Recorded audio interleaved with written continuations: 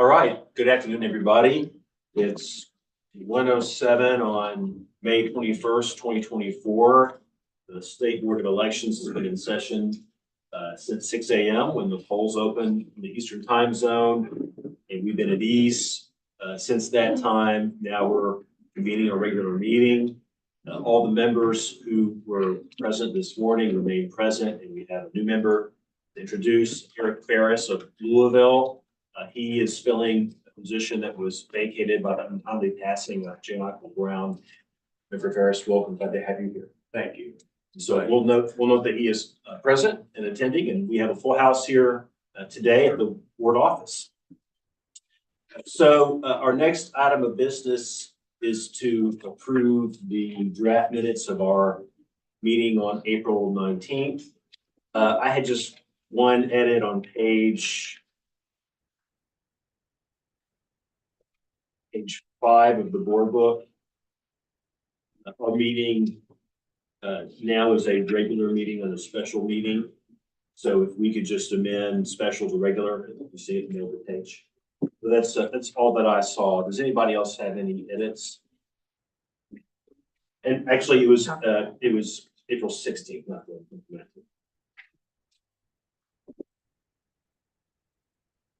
It's right on the minutes. It's just on the agenda. April 16th meeting. If there are no more edits, do we have a motion to approve the draft minutes? Motion to approve as amended. Second. All in favor say aye. Aye. Any opposed? Let's have it. Next, we have a bunch, looks like 9 requests from county boards of elections to make replacements. Some of them temporary, some of them permanent, switching out some of their members of their county boards of elections. I think we'll just take them all together if that suits you all. Karen, can you walk us through these? Certainly. Thank you, Mr. Chairman. First of the 9, McCreary County is a replacement for ratification. Their Democratic member had resigned, and SBE recommends to the board Charlie Wayne Phelps as the replacement to the McCreary County Board of Elections. Second, Hancock County is a replacement, has resigned. Their Republican member resigned. Recommended from SBE is Deborah M. Owens for replacement to the Hancock County Board of Elections. Pulaski County has a temporary replacement for ratification. Their Democratic member is temporarily stepping down due to health reasons. For ratification, SBE recommends to the board Kenneth Earl Hicks as the temporary replacement. Monroe County has a replacement for ratification. Their Republican member is temporarily stepping down due to being out of town on primary election day. For ratification, SBE recommends to the board Haley S. Dunn as the temporary replacement on Monroe County's Board of Elections. Wolfe County has a replacement as well that's temporary. Their Democratic member has stepped down again due to unavailability on election day. For ratification, SBE recommends Michael Denniston for replacement to the Wolfe County Board of Elections. Harlan County has a replacement for ratification. Their Republican member has stepped down temporarily. For ratification, SBE recommends William C. Bailey for replacement to the Harlan County Board of Elections. Ballard County is a replacement for ratification. Ballard County's Republican member passed away in the last week. For ratification, SBE recommends Bob Wilson for replacement to the Ballard County Board of Elections. Ballard County also has their Democratic member resigned. For ratification, SBE recommends Lindsay Bowles for replacement to the Ballard County Board of Elections. In Martin County, the Democratic member resigned, and for ratification, SBE recommends Lee Mueller for replacement to the Martin County Board of Elections.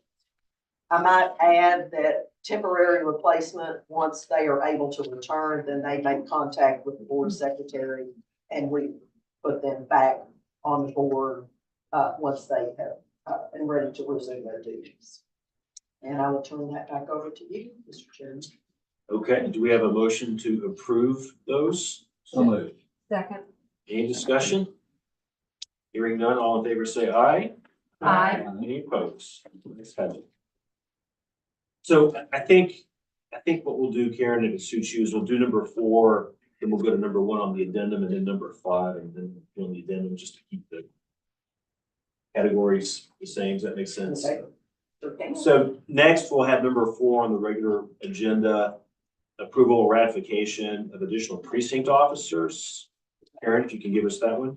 So, for, request to add additional precinct officers to, their locations, Mercer County has asked for 1 officer for 1 location. Edmonson County asked for 1 additional officer for 3 locations, 3 precinct locations, and 2 officers. They have 1 vote center, and they wanted to add 2 officers. In Lawrence County, 1 officer for 5 locations in Lawrence County, and 2 officers for 1 location. And that concludes the request for additional officers. I think we'll go ahead and vote on this one, then we'll head over to the addendum, and then we'll come back. Motion to approve. So moved. Second. Any discussion? Hearing none, all in favor say aye. Aye. Any opposed? Let's have it. Next, we'll go over to the addendum, item number 1, which is ratification of requests for additional precinct officers. Thank you, Mr. Chairman. McCreary County has made, a request for 1 officer for 3 locations, 2 officers for 2 locations, and 4 officers for 1 location.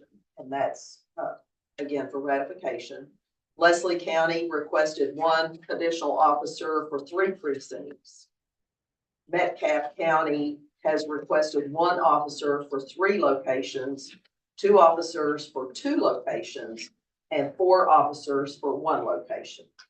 And I will turn that back over to you, Mr. Chairman. Okay, we have a motion to approve. So moved. Second. Any discussion? Hearing none, all in favor say aye. Aye. Any opposed? Let's have it. Now we'll go back to number 5 on the regular agenda, approval or ratification of emergency precinct officers. So the request for emergency precinct officers have come in, during the week and again this morning. The first is Jessamine County has 1 officer in 3 locations and 2 officers in 1 location for emergency requests.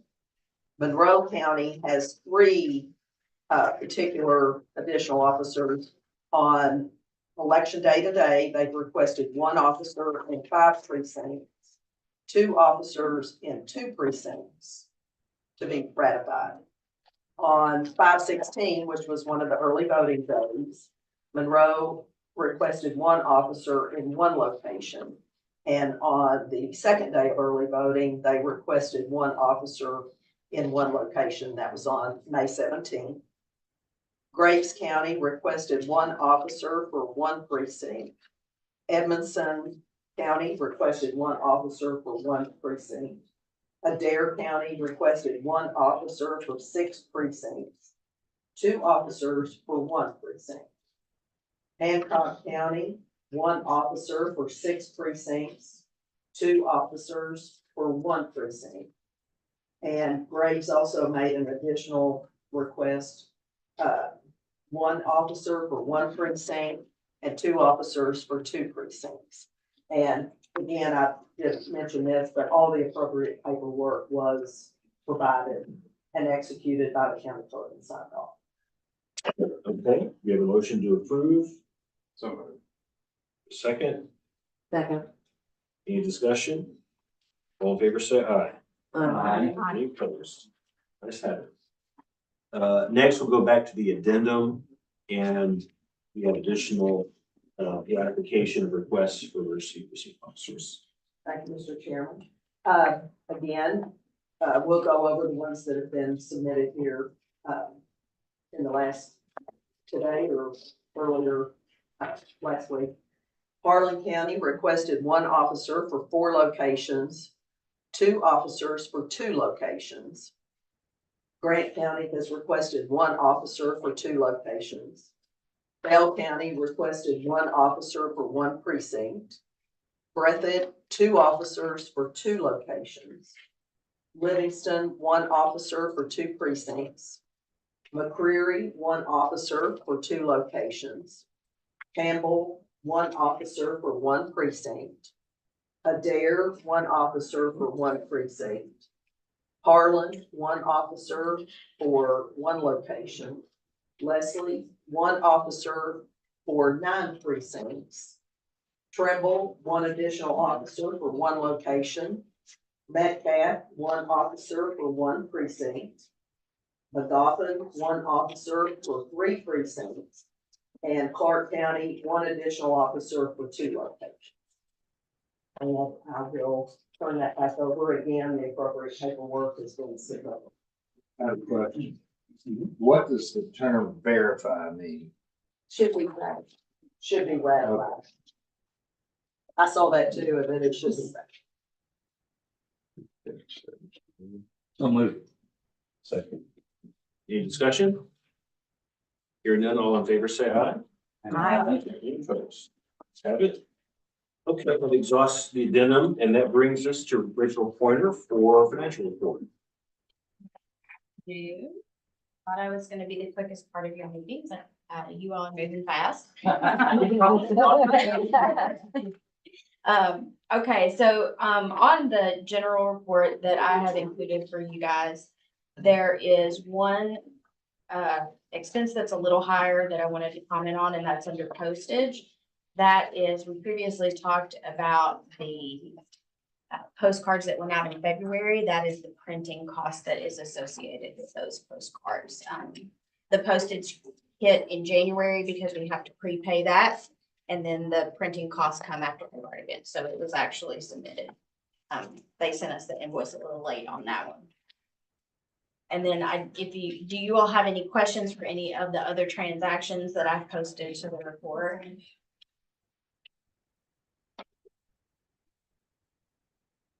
Right, well, I just wanted to give you a little update about some other financials. We have discussed many times about the 2 grants for Homeland Security. We have now finalized both of those grants. We filled out all the paperwork with the Office of Homeland Security, and we've actually received our reimbursements for that. So everything is closed out and good to go. The plum cases are here and active today, and all of the security carts are at the county and active today. So those are 2 good things. We also submitted the paperwork and for the Election Assistance Commission Award for HAVA, Election of Security. So we'll be receiving $1 million for that. And we hope to have that information presented to the clerks at their June KCCA meeting, because we're donating those funds to the clerks. So we'll have all of our ducks in a row and give to them in the June meeting. And as for the admin staff, we are preparing for the year-end closing package. So we'll continue to work through June and the 1st of July. You will probably not see all of the full year-end transactions until your August meeting, because the first 2 weeks in July are still considered part of the close of FY 24. That's all I have for today. Any questions for Rachel? Do you want to do yours in 2 parts? I see you have 2 items on the agenda. We'll do the reports first, and then we'll go to the other item. Sure, yeah. Okay. All right. Do we have a motion to approve the financial reports? Motion to approve. Any discussion? Hearing none, all in favor, say aye. Any opposed? Let's have it. Well, if you'll go to page 47 of your board book, we have a second item under financial. Could you walk us through that, please, Rachel? Sure. Every year, the Board of Elections sets the rates and assumptions for the next fiscal year. Those are based on the allotments and appropriations that are in the House Bill 6 for FY 25. It's pretty simple for us this year because KRS 117,345, the maximum in that statute is $255, and so that's what it would be. KRS 116,145, the maximum for that is 25 cents, and so that's what we can do. And KRS 117,343. That one does fluctuate, but we are able to maximize that one at 50 cents per registered voter this year. So it's up for your approval. Yeah. Any questions on that? Go ahead. I have a question. Sure. So these numbers all look familiar, and then for FY 24, 46 cents is less than the 50 in the statute, and I believe that's because we were allocated less money than is intended in the statute. Is that fair? Well, in the statute, so the way that that works is 116,145 and 117,343. They both come out of the same pot of money. Mhm. The 25 cents is for newly registered voters. In 24, we were accommodating all of the newly registered voters for the presidential race. But we only have 2 months of that in FY 25. So we can actually put more money towards the actual registered voters. Then we didn't have to set it aside for newly registered. Well, I remember my first tour of duty on the board back in, I think, 2016, and we voted to basically to not withstand what was in the statute and provide a lesser amount of money to the counties because we were allocated less money than was necessary to actually fully fund the elections. Is that what happened here as well? It is not. We've actually stayed there. Since I've been here in 2020, we have kept the same amount in that allotment per year. Okay, very good. Thanks. I'm sorry, member. And then I was just gonna actually ask the same line of questions of, how does that compare with the last, say, decade? Have we seen the number go up to where it needs to be? Slightly. I mean, we've stayed right. Well, I think when I started in 2020, don't quote me, but when I started in 2020, it was in the 30 cents mark for that. 25 cents has been static, and the 255, it was 225 when I started. So we've been growing. It may not seem a huge difference in a couple of cents, but when you're talking 3.5 million voters, it becomes a much bigger situation. So yes, we are hoping that the legislature takes the cost of elections into account in the future and that we can have more room to grow in those areas. But we're trying with what we have. Well, where do you feel like we stand now in terms of having enough funding? I mean, we had been consistently underfunded. And I'm just wondering, and maybe, Mr. Chairman, at some point, the board might want to have a meeting that maybe is devoted to where we need to go in terms of making sure that our elections are funded, because as you know, if they're not funded, then that's when we get some fraud. I mean, that certainly assists the fraudulent activities if we don't have enough money to monitor them. I'm always for more money. But I mean, I think the clerks probably are too. Yes, and I've made the offer to Karen too, if I can help in any way, meeting with the KCCA executives to, try to find the best way to move forward in that avenue. So I think we're moving in the right direction, but it feels very slow. There was a bill, House Bill 580, which we worked on together as a board, our staff, my office, County Clerks Association, which passed, I think it was 96-0, 97-0 in the House. Very bipartisan. Doesn't get any more bipartisan than that. They had an additional $13 million and adjusted some of these numbers upwards. These numbers were set, I believe, in the 80s when 25 cents was a lot of money. Yeah. I remember buying candy bars for 25 cents. Now they're like $2. Yeah. These numbers need to be elevated. And they weren't, and that money got taken out, unfortunately, in the Senate. So that's pretty frustrating. It's going to be 2 years potentially before we can come back and try to do it again, unless we have a special appropriation bill next year. Do we have a good analysis of what is needed? Well, one of the things that I asked Rachel to help with, Richard helped with this as well, and back, I think it was, let's see, May of 23, we sent out an Excel spreadsheet and asked the clerks to go to their treasurers, and we made a spreadsheet that had the different expenses, and then we had a place that said other, because there's not always, things that we know that they had expenses for, but it was marketing, vendor costs, security, all the different expenses. And so we got that for the November 22.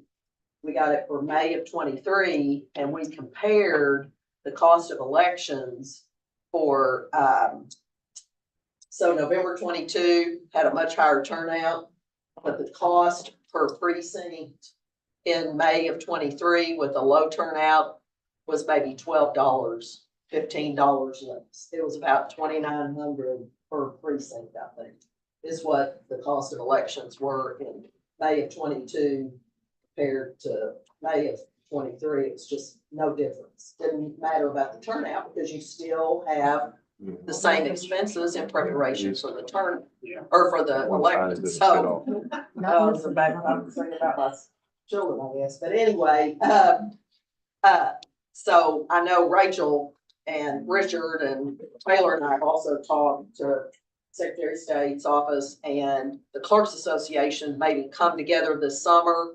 We do that data collection again, and we actually have something in place again that we can go to the legislature and show, the different level of expenses that counties have that are underfunded, or, the fiscal court is making up the difference.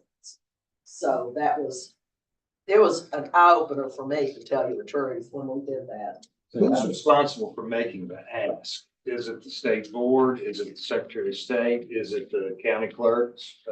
Who? Yes. Yes. Yeah, I think it's all of us Well, combined, just yeah. like we did on House Bill 580. But Rachel has again offered her expertise in numbers and how we can get to those numbers, and reached out to their leadership at KCCA and kind of crunch numbers so we can, put something with data forward. So and I think we talked about trying to do something at least before the next legislative session, should we be able to get, a special. Well, I just hope we have a good analysis that kind of covers the waterfront that we can provide to the legislature that we can then support and explain to them efficiently.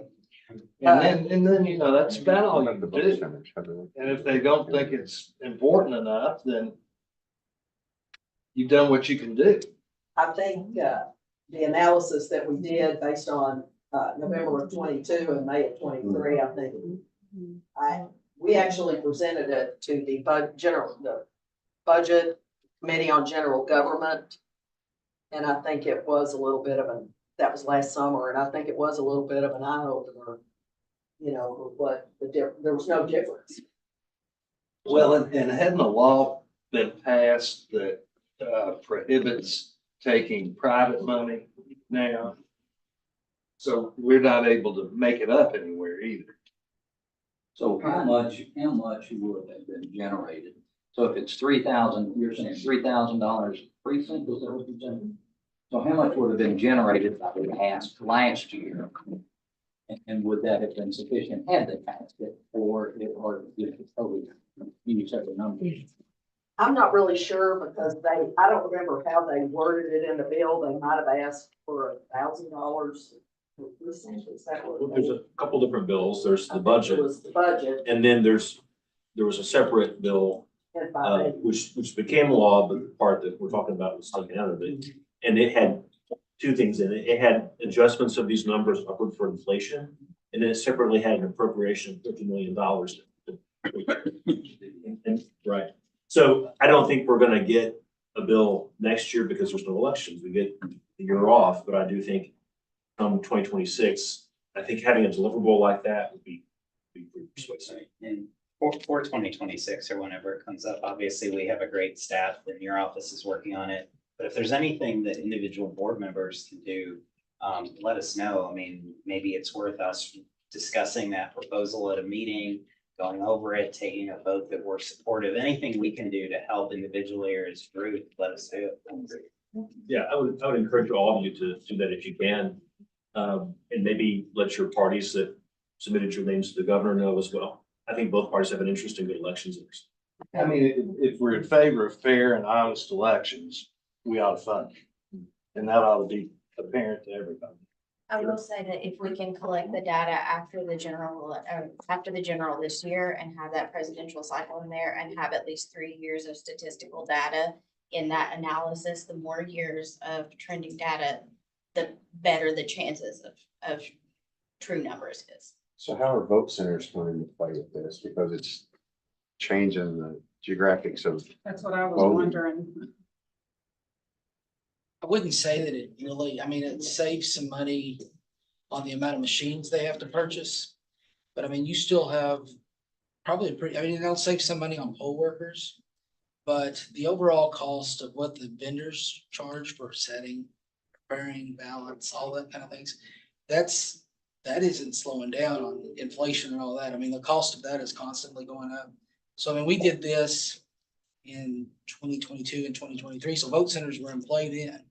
So it'll be interesting to see what we get this year, but maybe some costs, I would say costs are still continuing to go up because the vendor charges and the setup costs for elections aren't going down. And vote centers only work if you have enough machines.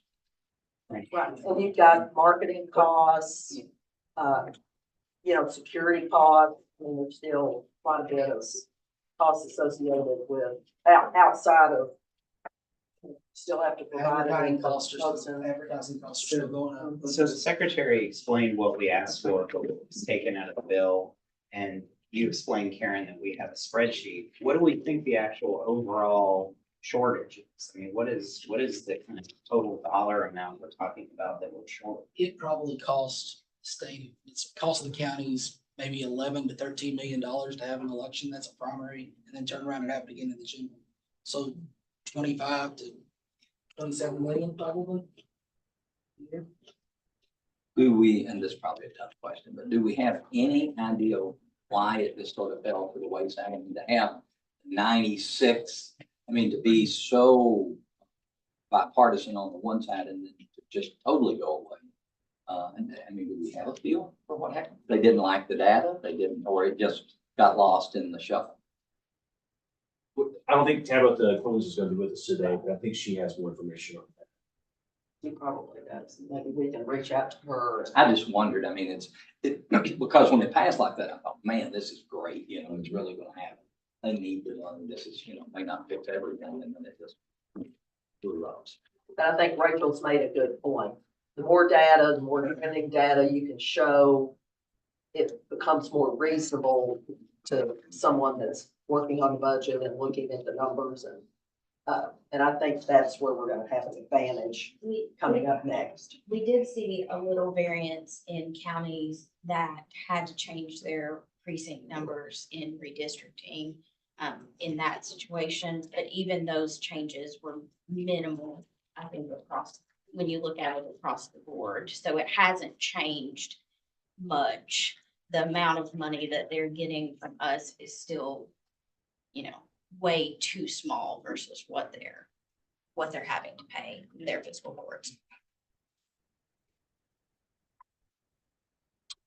Any other questions or discussion? Hearing none. So we need to make a motion to approve these numbers, right? To allocate based on these formulas. And we've allocated all we can allocate, This has basically. been the maximum, was, yeah. the maximum appropriations for those funds, correct? And once we approve, then this will go to the Office of the State Budget Director. Don't move. All right, do we have a second? Second. Any discussion? All in favor, say aye. Aye. Any opposed? It's that. All right, thank you very much. Next, we have, I don't think we have anyone from the KPCA. They're busy today, so we understand. We'll hear from them next time. Executive Director. Yes, and I will be brief. Just wanted to say again, today is primary election day. Polls opened at 6 a.m. They will close at 6 p.m. local time.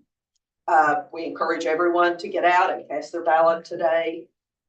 If you do have any questions about your polling locations, you can go to our website at govote.ky.gov.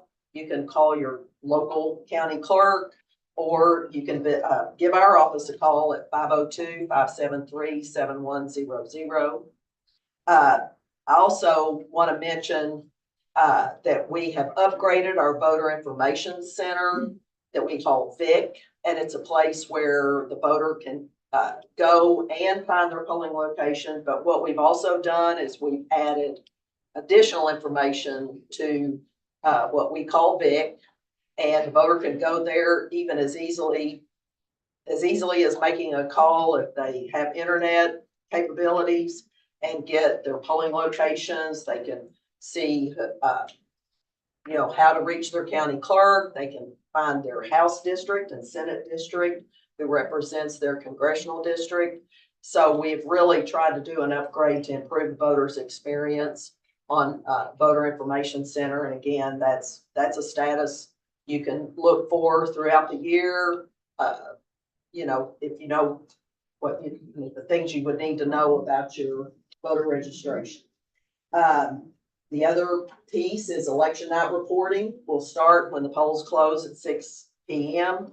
Our website at elect.ky.gov has the current status as the counties report to us. We will be loading that data. So at 6 p.m. local time, you can begin to look at what data has been loaded to get the results for the election today, and encourage people to do that. Again, our IT team at SBE has continued to upgrade and advance that reporting, and I believe it is very easy to access and very easy to find your county and get your results. I just also want to conclude by saying how much I appreciate all of you all here today to help support the elections, our county clerks who are working diligently to make sure that the voter experience today is where the voter experiences safe, secure elections, and knows that that clerk has provided the highest integrity as possible. And I want to just thank everyone for being here today, and Secretary Adams and their office for their help as well. So Thank you very and that much. concludes my report. Any questions or comments for Karen? I assume the turnout's low today. Well, I Can don't you really tell? have any numbers, but just some of the information we get when we speak to some of the clerks today, it's not been very accurate. We had 1,800, but at noon today in Pulaski County. Which we're on pace to. In the whole county? We're on pace to maybe 5,700 out of the 47. Have any local races, A local. like senators, state No, representatives? City clerk, city council. Yeah. We see in Shelby County, we got the Senate, state Senate, and what else do we have? I don't know, but that's a heated race, ours is. We've even, one of them's even got TV ads That's a on. Yeah. Yeah, that's the two, Galrine and Reed and the Southworth. Southward. And again, if you look, we've had publicly available on our website, the number of absentee ballots that were, mail-in absentee ballots that were requested by county, and the total, the number of voters on 6-day excused in-person absentee, and the number of voters for early voting for the 3 days. All that's publicly available on our homepage at elect.ky.gov, and those numbers are not really very high. The early voting numbers are not high. We're only 75,000. Yeah, to put those into perspective, we had 72,500, using round numbers, vote early last year. We had 75,200 vote early this year. We don't know how many absentees have come in till tonight, but we had 18,400 450 requests a year ago. We had 18,900 this year. So I don't want to over extrapolate, but I think we're on track for about what we had last year. Well, I personally think that's amazing because there really aren't any contested races, certainly big races. No that are- state ones. Yeah, that are contested. And I mean, in certain localities, like you have, Yeah. to Carol, there's some, but there are a whole lot. In my area, there's really nothing to vote on, Yeah. much. We've got some But locals for here. me, Yeah. I think we were 13.5% turnout in 2022 primary, or 14.5 last year. And so we'll be in that neighborhood. We usually are. Yeah, I'm frankly, I think that's a good number Yeah. given what's happened previous. And maybe people are beginning, I bet you next year when we have I mean, not next year, the next election that we had 2 years from now. I would imagine we'll see that go up pretty significantly, the early voting anyway. well, that'd be not next year, but the next year is local elections. Yeah. That's When you're Right. gonna get. right, right. Sure is. Yeah. We sure am glad to be out of that cycle.